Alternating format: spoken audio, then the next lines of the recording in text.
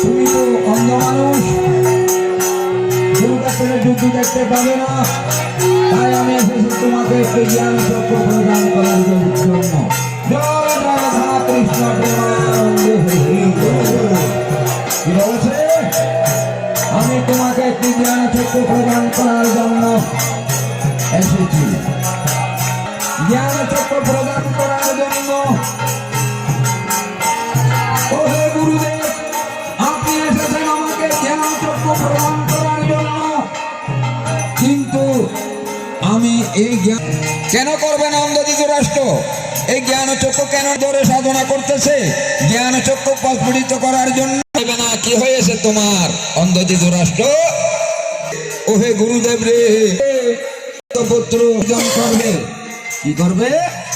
তুমি যে কুরুক্ষেত্রের আমার 100 পুত্র হয়ে পিতা হয়ে কখনো সহ্য করতে পারবো না।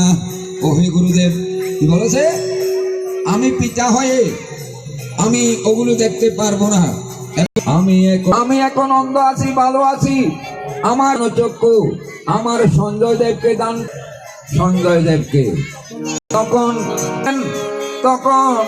আমার চক্ষু প্রদান করিলেন।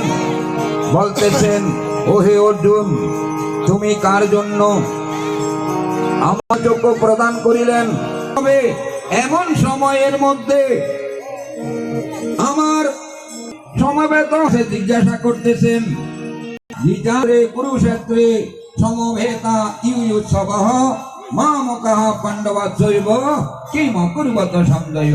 ওহে সঞ্জয়, এই কুরুক্ষেত্রের ময়দানের মধ্যে আমার পুত্রগণ এবং পাণ্ডুর পুত্রস্তার মধ্যে আছে।